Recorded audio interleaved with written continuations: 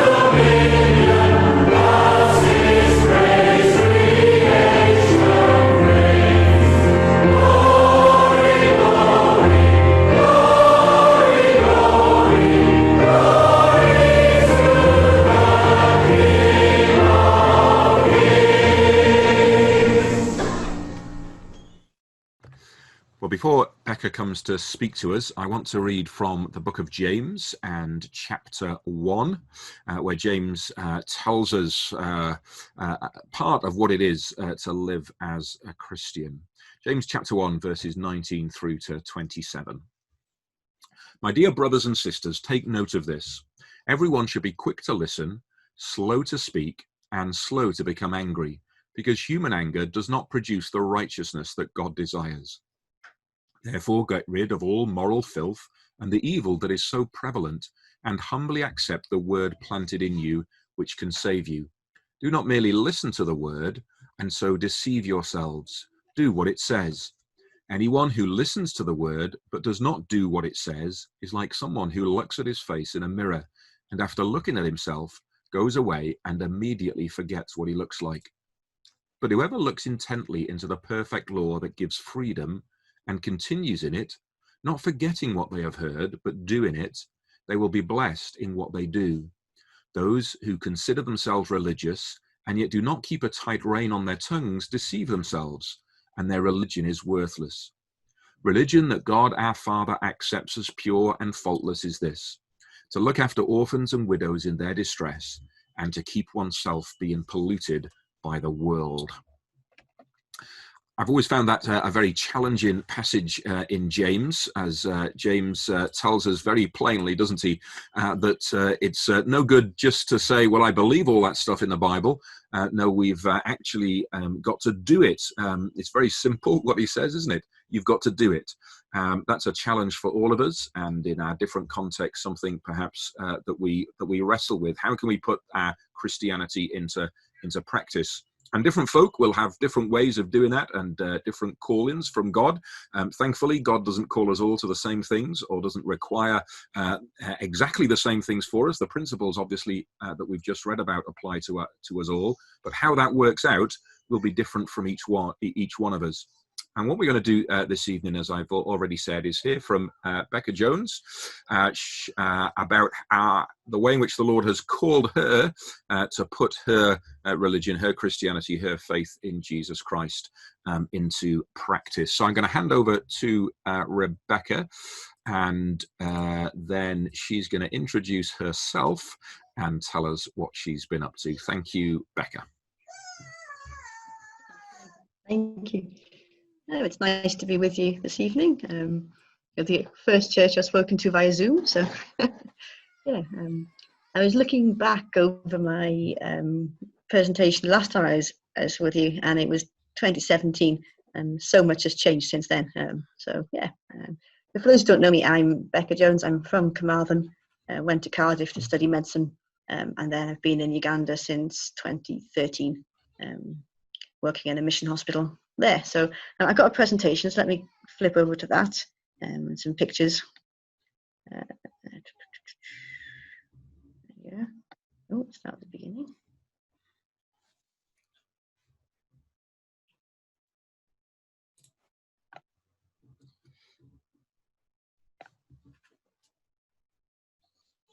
There we go. Yeah, so yeah, I work in a hospital called Kiwoko, and I'm here. So there's Uganda. We're a landlocked country, and I'll come on to why that's a problem at the moment a bit later. And then we're kind of right in the middle of Uganda, Nakaseke district. It's about 2 hours from the nearest city, and you travel for about an hour and a half on some pretty decent roads, then half an hour on the bumpy off-road driving to get to Kiwoko. So Kiwoko started back in the 1980s as a little clinic under a tree after the war that was happening, the civil war in Uganda, and it's really grown hugely since then. So now there's about 250 beds. There's medical, surgical wards, a paediatric unit, a neonatal unit, a maternity unit, which is particularly busy. Clinics for HIV, eye clinics, sickle cell, diabetes, and outpatients, and like an A&E kind of service. Then we also have a nursing and lab training school. About 40 students come for each of those every year to join us for 2.5 years. That's a really important thing for the hospital in terms of training up the next generation and instilling Christian values into our nurses, as well as just the medicine. A few photos from the hospital. So the first photo there is female ward. Not much social distancing that goes on there, or in the maternity ward for that matter.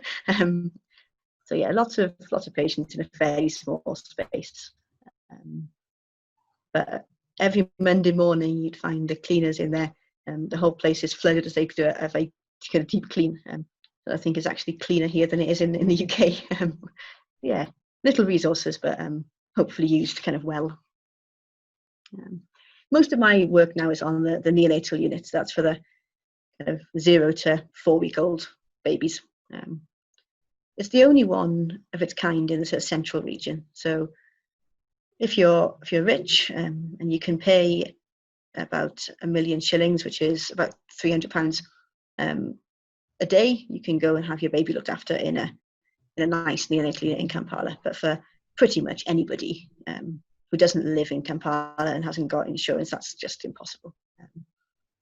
But we're very well supported by Adara, who is a US-based charity, and our mothers pay about 20,000, about £4 or £5 for their whole stay, and we feed them and give them accommodation. So it's just the only real option locally, which means we have about 1,200, 1,500 babies a year.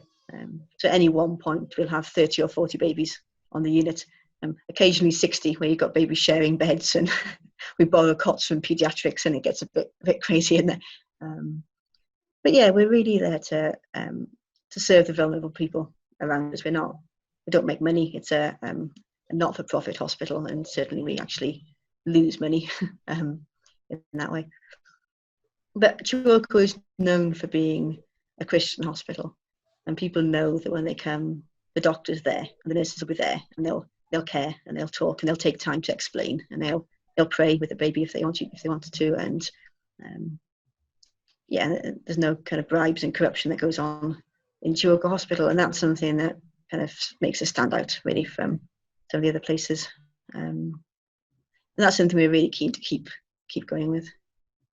Some of our babies are there for many weeks, even some of them for months, and so we do build up relationships with the mothers particularly, and some of the staff are very good at having just very natural conversations about Jesus and about faith and about how God can help them through a difficult time, like being on a neonatal unit with your baby, and that's just lovely. And there have been some very promising conversations had, and a lot of Uganda would be Christian in name, but not so much in behaviour. That's just if you're Ugandan, you're either a Christian or you're a Muslim, and so it's very much a social thing, very much of what you do on a Sunday, and you follow a set of rules. It's not true Christianity in that sense. There's no personal relationship with God. That's something we really want to show people, is that it's a personal thing. It's not just a set of do's and don'ts and go to church. We have a number of Muslims on who come as well, and they're equally able to chat to them about how Jesus loves them, and that's a real blessing to be able to do that. And I think that comes out of the care that we give. Is that we kind of have to earn that right to speak to people. So why am I here and not in the UK? Well, this is one of the reasons. So the infant mortality rate, which basically means the number of babies who die for every 1,000 babies who are born. So in the UK, it's just under 4. In Uganda, it's 43, which is significantly bigger, isn't it? That's a lot more babies dying. And a lot of the things they die from are either preventable or manageable with some kind of fairly low cost resources and things. So really our job is to try and kind of save the ones that we can, and with the resources we have, and also upscale that to some of our regional hospitals to try and also help them to do the same thing. Things are better. So in 2010, which was my first visit to Uganda, it was 66 babies dying per 1,000. So now we're down to 43. The WHO has made neonatal and kind of infant mortality one of its priorities for healthcare, and it's aiming for less than 12 deaths per 1,000. So we've got a way to go yet, but yeah, so progress being made. Most of our babies come because of either prematurity or asphyxia, so getting stuck on doing delivery. Prematurity is not really preventable, but it's certainly manageable if it's not too early, and we have very good outcomes from our preterms. Asphyxia, when the baby kind of gets stuck being born or just gets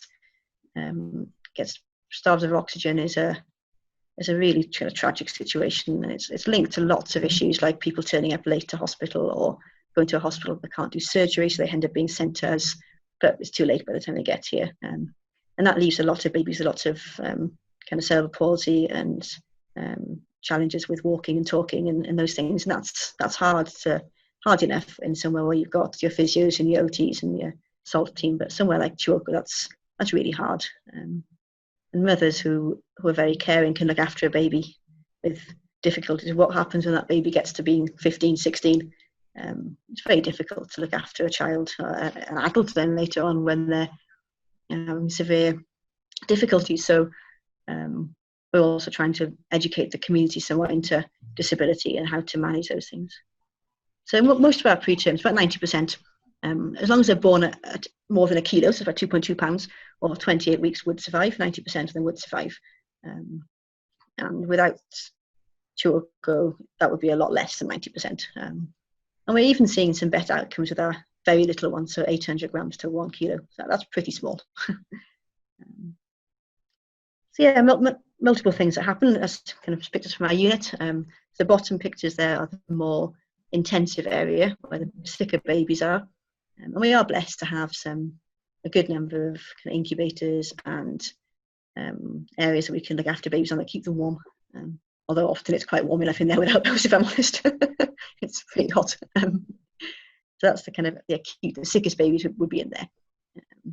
And then as they get better, they move to our less sick area, and then the kind of almost ready for home area. The mothers come every 3 hours to feed the babies, and then in between that, they're encouraged to do kangaroo mother care, which is a picture at the top there with the baby on the mum. So that's a very good place for the baby to be. Babies feel safe, and they kind of their heart rate and things stabilize, and they learn to breathe and not to forget to breathe, and it helps mum to feed the baby. And so once they're stable enough, that's something that we really push, and that really saves lives. It also gets the mums involved. They're not just looking at their baby in an incubator; they're part of the team. So let me tell you a couple of stories. The baby Kay is one that is very recent admission onto NICU. The mother was very unwell. She was having seizures, and that's pretty serious. That's a life-threatening condition for the mother and for the babies. At that point, you have to get the baby out. The only way to save the mother's life is to deliver the babies. So they're born by section, emergency cesarean section. First twin sadly died. The second one was 890 grams, about maybe 28 weeks. But with a difficult pregnancy, so it was a very unstable baby. And we said to this mum, we will do our best, we'll pray, and we will leave it in God's hands. We can do so much, and the rest then it's not up to us, kind of thing. But she was a very, very involved mum and did everything that she could as well. Now you imagine if you are the breadwinner, as there's lots of mothers in our society would be certainly keeping the house going. So they'd have a garden, they dig, and they'd get their food that way, and then they'd sell some of that to get money for school fees. And dads may or may not be kind of involved with other businesses and stuff as well. But if you've got other children at home, then it's very difficult to stay on a neonatal unit for weeks and weeks as you watch your baby who you might not survive to be on the unit. But she was a very, very attentive mother and never once asked to kind of go home. And they were there for 2 months, and then we went home on Friday, looking healthy, and a very happy mum who very happily gave me permission to share this picture with anybody who wanted to see it, and put it on Facebook and share the good news. Those kind of stories help us to keep going when there's challenges. And then another little one who was born in January. At 26 weeks, 800 grams, so that is very much on the cusp of what we can manage in Kiwoko. Spent 4 months. The file was like, several inches thick, weighed more than the baby. By the time they finally wrote the notes in, by the time they went home. So I got no pictures from admission because it's very difficult to kind of take pictures of babies you don't think are going to survive. The first one I have is from March. The baby was 2 months old. It's the first picture there. This baby had 10 blood transfusions, for those of you who understand those things, which is quite significant. It was on oxygen for months. We kind of were at the point of just being like, is this baby ever going to stabilize enough to go home? And then in May, we thought they were stable enough. We're like, let's just give it a go, send them home, give them our phone number in case there's a problem. And they came back looking a lot better than the one they'd left, and we thought we should have sent them home earlier. There they are. Coming back. So that's another one of our little kind of happier stories. And a very, very grateful mum who will go and spread the word about Kiwoko. So we'll have more babies coming to us. It's a good thing. So my role on NICU has changed a bit. It's not just kind of seeing the babies anymore and board rounds in the morning with another doctor, a junior doctor. And then they will see the babies in the afternoon, the new admissions, and we'll see them together again in the morning. And the next day to kind of look at what we'd have done differently or what went well. It's also getting the nurses to be trained up because they basically run the unit. Out of hours, there's one doctor on call for the whole hospital, so they can't get to NICU very quickly. And some of these babies are critically ill. So the nurses are the kind of frontline workers. And a number of them will actually go elsewhere at some point in the next years as well. And so they take the skills with them to other hospitals who might not have the resources that we have, but they can do the basic things of KMC and feeding the babies well and vital signs and things. So we're kind of hoping that way to spread the care kind of through the country. Writing protocols. Protocols are very important when you're the doctor at 3 o'clock in the morning and you can't remember what on earth you're meant to give this baby who's come to you. So protocols help the doctors and the nurses just to kind of start things, especially you do when whatever happens. And we're trying to improve, bit by bit. There's a fairly good list of things that we could be doing, but you have to pick the things that will work best in our setting and that the nurses identify as well as being issues. And then we get together a small team and we look at how we're going to kind of solve that issue or how we're going to look at solving it. And kind of divvying out different roles to people to get them involved in how you do service implementation and how you do audit and how you do teaching of your team and all that kind of thing, to give management skills as well to people. So recently we've rolled out a cue-based feeding. So instead of feeding the baby, trying to get it to go from a tube feed where you put the feed down a nose tube into the tummy to feed by cup, we would have been kind of pushing for them to get to cups so they could go home, so they were kind of being well. But we've realised that that's not the best way. It's better to let the baby tell you when it's ready to feed by cup, and when it's showing signs of not being ready, to put the rest in the tube and let go by the baby's kind of the cues and what it wants. And that's worked well for us in terms of gaining weight for the babies and just bonding with the mothers and that kind of thing. And then I'm quite involved now with linking with our supporters and our sponsors. So the Adara I mentioned earlier, we try and keep a good link going, and communication key, isn't it, in all different settings. But certainly if you're working cross-culturally, I think it's quite useful having somebody in there I can kind of understand both sides of the divide in terms of how things are done in Uganda, how things are done in the US, but in the West, and just try and work out how to link with those guys. So that's pretty much my role at the hospital at the moment. A little bit of oversight of pediatrics. So if there's a complex case on peds or a difficult case, I might go and get involved in there. No, quite happy to stay with the little ones. Then there's this project as well, which I'm involved in. It's called Project Yesu Afaya, which means Jesus Cares. So initially it was set up to help Sister Jane, and she's one of the paediatric nurses. She's been there since the beginning of the hospital. And she's a wonderful Christian lady who is very caring and has time for everybody. So she's got 4 biological growing up children who she's put through, most of them through university, as a single mum. Her husband died a while back. She lived through the war and has got an injured back from that. But she now has about 14 children. It changes kind of each time that she looks after, who are either grandchildren or kind of distant relatives, kids. Some of them have been abandoned by their families. Some have been sent to her from South Sudan, where they were in refugee camps and were not doing well. But there's some of them. You can't get a photo of all of them because they are often not together. But imagine having 14 children, you have to pay for their school fees, you have to feed them, you have to clothe them. And they were living in a 2-room, not 2-bedroom, 2-room house for a while. So the project was set up initially to support that family and help them to get the kids through school. So there's a sponsorship. Each of the children has a sponsor in the UK to pay for the school fees and food and things. We've managed with some of that money also to build her a house that's much more. It also gives her some stability for the future because she's in her 50s now, so she'll need something. And that's just been a real encouragement to me. And as much as it's been a blessing to her, it's also just been lovely to be part of that family. So you can see Ruthie's in that. My daughter's in that picture as well. Sneaks in. So at Christmas and Easter, we'll go over there for dinner, and they'll feed us best duck and chicken or whatever. Whenever she cooks up ground nuts and sim sims and things for her kids, she always brings them round for mine as well. And we've been welcomed into that family. Lots and lots of challenges that Jane's faced, but she's very much got a very strong faith.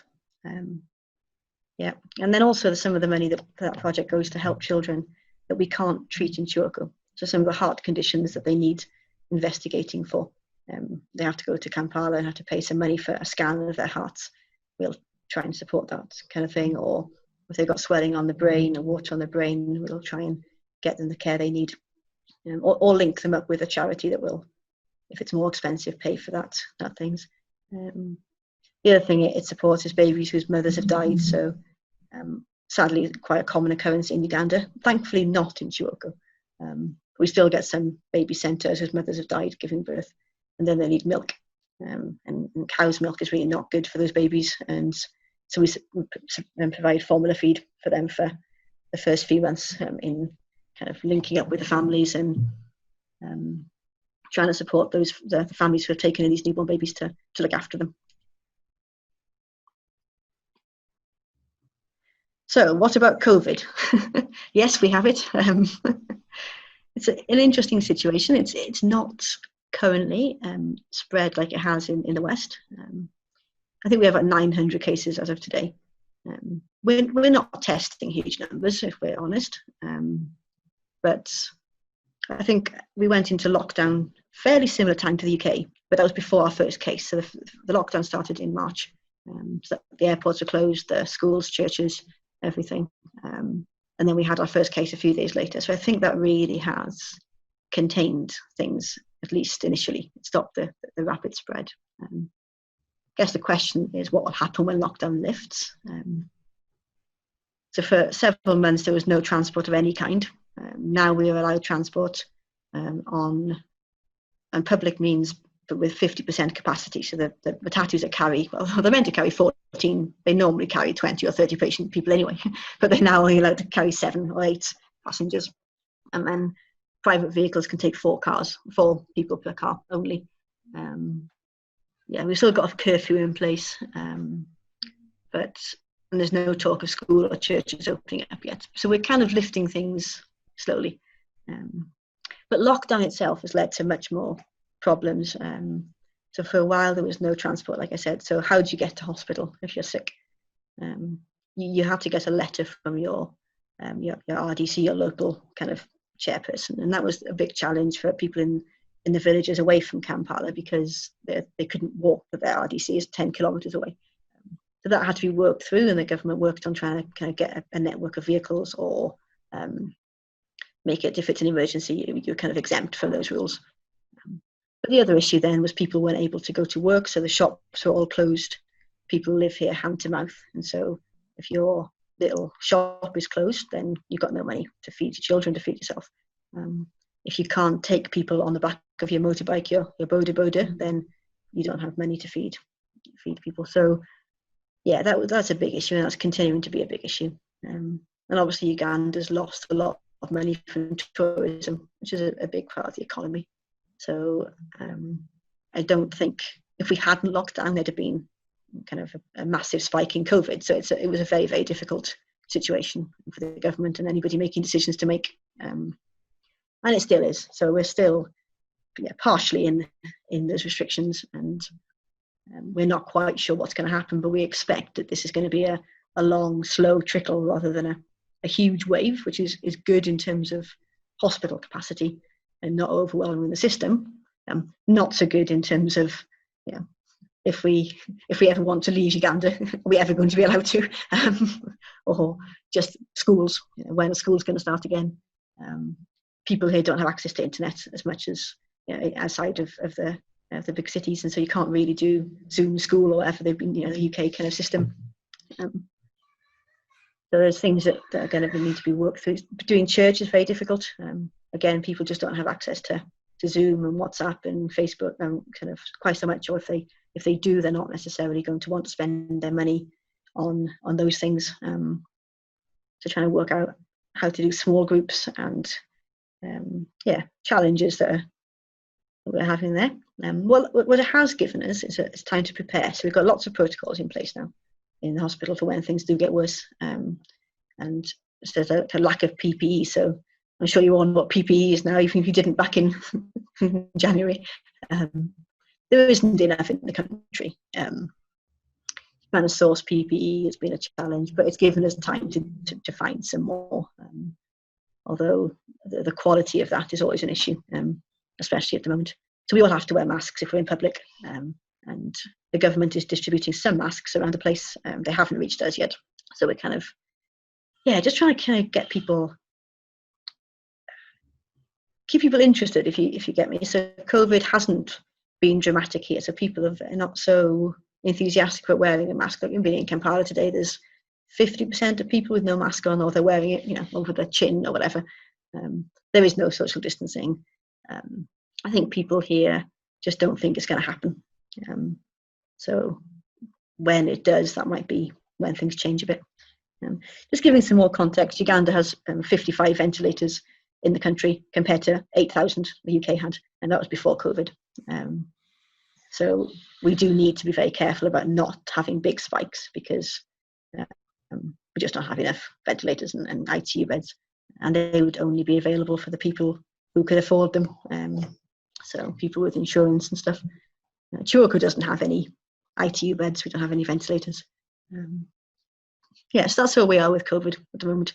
So we don't know exactly where it's going to go, but say possibly a long haul rather than a big spike for us. There we go. So the other big news since 2017, and one of the reasons I haven't been back since 2017, is I became a mum in 2018. So that was a 3-year journey, I think, for me, from beginning to think about adoption to bringing the girls home. And there were some very, very clear guides from God on that one at different times. Initially sort of saying wait, and then when I started thinking this probably was what God wanted, I kind of said to God, well, God, bring the child to me. I don't want to go looking. I want this to be definitely from you. The next week I got an email from a baby home who I'd been in touch with 3 years ago saying, are you still interested in adoption? Because you've got this little girl, Erica, who's 5. Yeah, okay. Careful what you pray for. And just from there on, God put open doors. It definitely hasn't been a smooth journey in terms of paperwork and policies and all those different things. Lots of challenges. But the girls themselves have been a delight. Erica was 5 when she came to me, and Ruthie was 8 months old. And there's been many changes in kind of life for us all, but it's been a very positive experience for us. I could probably spend hours and hours telling you all the stories of the not coming and then coming and then not coming and then but I won't bore you with all those details. They came in March 2018. Now the law in Uganda is you have to foster for 1 year before you can adopt. And so that was the plan, and it's taken us a whole another year after that initial year to get to the point of actually trying to get the adoptions completed. So that was obviously a change of focus for me. I was involved in kind of prison ministry and the student Bible studies, and those kind of things have had to be put on hold. So that was a new season of life has come, but certainly lots of new roles and new opportunities. So we had to learn to be a family, quite a difference from being a single lady to have 2 children to look after. But with God's grace, we did adjust that. Hospital have been very good to me, and they've very happy for me to say I work mornings now. I finish at 1, and I don't work weekends. I don't work nights anymore. And after 6 years of doing that, I think it was time anyway. We'd already been talking about reducing the out of hours work, and just getting some of the younger, kind of more less experienced doctors to do the on call. I like what happened in the UK. You get your juniors to do kind of some of the more out of hours work, and then you supervise. So it means that we have doctors. We just need to also work to train them up, and to pass on kind of experiences and share experiences. I'm able to do a Bible study with a friend once a week now, on a Thursday afternoon, and that's been a real blessing to me. She's a Muslim lady, actually Muslim background. She's a Christian, but doesn't get much chance to have teaching. So that's been a real encouragement. And then just having time to build up relationships on the compound. Now, before the girls came, it was very much work, 9 till, well, no, 7:30 till 5, and then one night a week of working the whole day and the whole night, and maybe 1 in 3 weekends. The hours were busy. I didn't leave a huge amount of time for just spending time with people, talking and getting to know them and stuff. So with 2 children, it's actually really opened up lots of opportunities. It also makes me a little bit more normal to my Ugandan colleagues. Being single is not normal here, and being white is obviously not normal. Being a doctor rather than one of the nurses just builds a barrier, especially in Ugandan culture. It's still seen as a very hierarchical kind of system. But now that I'm mum, they can relate to that, and it gives us something to talk about. And I have to ask them questions like, what do I do with Erica's hair? Because it's not anything like I've ever worked with before. Or what does this letter from school mean? I don't understand. And they're very happy to give me lots of advice. And then also being able to spend some time with other new mums who have babies.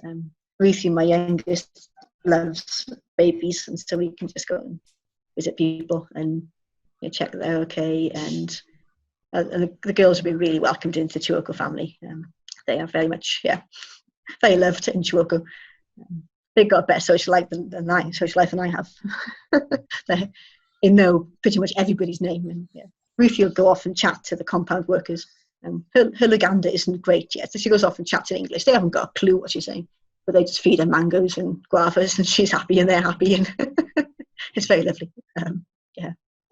So yes, I'm homeschooling. A lot of people I know in the UK are certainly homeschooling who weren't expecting to. I certainly wasn't expecting to be. But actually God's used this time to help me decide that actually that's what I'm going to do from now on. So it's going to be a change for all of us again.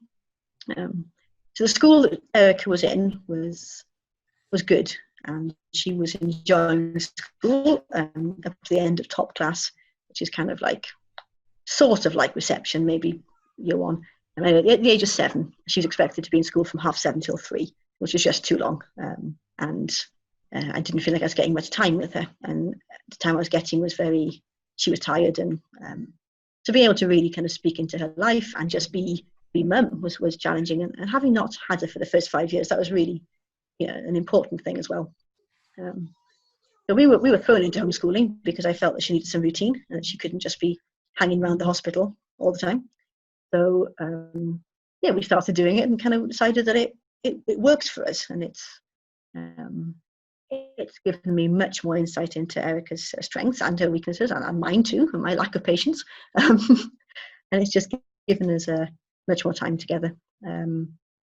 Obviously, with work, it's somewhat challenging. It has to be flexible in how we do that. At the moment, we start with our Bible time at 6:30, and then it moves on from there till 9 or 10, depending on when I go to work that day. And we do reading and maths or whatever. And then in the afternoons, we do more of our kind of crafts and baking and the kind of normal things. So you can pray for that. Mostly we're enjoying it. I kind of talked to Erica about not going back to school and staying at home, and she was, to my great surprise, really quite keen for that. So that's good.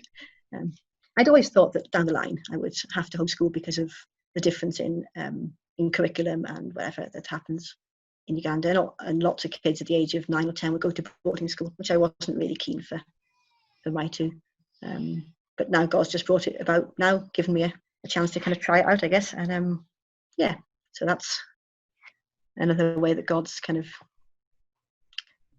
changed things and brought in a circumstance I wasn't expecting, but really brought good out of the COVID situation for us as a family.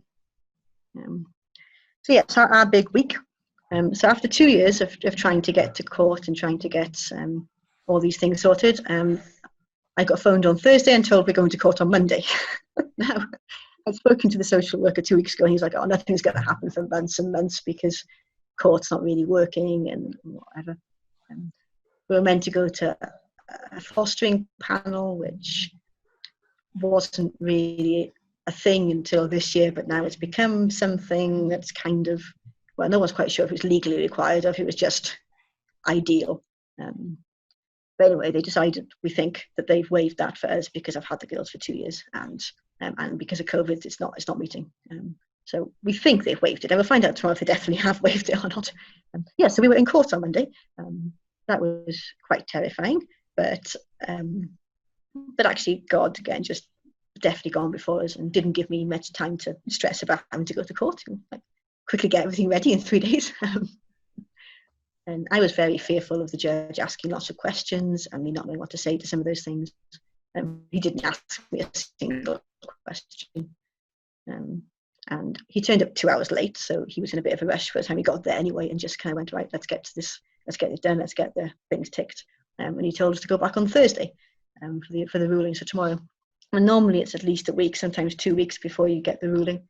So the feeling is that that's a very positive sign. If there'd been a problem, if he wasn't sure, he would have given longer to sort things out. So that's the feeling. It's I've had too many bumps in the road to be confident of that, and I'm not. Until it's actually signed and I'm given the piece of paper, I'm not allowing myself to believe it's going to happen. But the indications are good. So that's why I'm not in my house. I'm in Kampala right now. So we stay down in Kampala because it's a 2-hour drive to Kiwoko, and there's a curfew at 6:30, 7 to 6:30 in the morning. So to get back again would have been tricky. So some friends who are in the UK have kindly lent me their house for the night. So do pray about that. That's my, I guess, immediate prayer request. Tomorrow morning at 10 a.m. ish, we're going to be back in court for the ruling. And if these girls can stay with me and I can be their mum for good. So that's a really big thing for us as a family. And in some ways I was a bit like, it wasn't great that I had to come and do this meeting this evening, but in other ways I was like, no, that's God's timing again, that you guys can pray, and it's given me something else to think about for the evening. But no, just good to be able to share with you about those things. So so prayer points for the hospital. COVID preparations, they're ongoing, and that we would just be the wisdom in the team who are heavily involved in that, that we get a balance between what's possible in Uganda, or possible in Kiwoko, and what's ideal. The finances of the hospital, they've taken a big hit because of COVID's less income. Patients pay about 25% of their bill, but still it's a significant amount of money. And now we're having patients coming back, but they can't afford to pay because they haven't been working. And so we're in a situation where you've got very sick patients. We always careful. We wouldn't turn anybody away who can't then pay. Plus, donors have certainly are not going to be able to give as much in the next months and maybe years, because of how the economy in the West as well has been hit. So do pray for the board, especially, and the managers, as they decide what to do. There's talk of kind of being on a much reduced money for the next couple of years, and so how they manage that, where they make cuts, where they don't, and as I said, we're still not sure what COVID is going to look like, what Uganda is going to look like in 6 months, a year's time. So planning is challenging. And pray for Kiwoko to keep its gospel-centeredness. A lot of the ministries have had to close for now, or be put on hold, so the kids' work and the prison ministry and the Bible studies and all those things can't happen. They're not allowed to do those things. So just pray that there still be those one-to-one conversations, and that's discipling of each other, and just the hospital. Those things would start up again, I guess, when COVID reduces. And then for us, obviously for the adoption ruling tomorrow, God's in control, isn't he? And he's brought us this far. And even the lawyer said to me, it's amazing that we got a date. And I was like, yep, well, we've got an amazing God. Doesn't mean it's definitely going to go the way we want. And so we still have to trust that God knows what's going to happen tomorrow morning, and that it's in his purpose. And then wisdom for me, quite a few different roles, I guess, different hats now, with teacher, doctor, plenty of different things to balance. And sometimes it can be challenging balancing all those things and making sure that you get the right time and attention, as well as my own personal walk with God. That can sometimes get squeezed a bit with all the busyness, that I would make that a priority, because it's out of that everything else flows, isn't it? So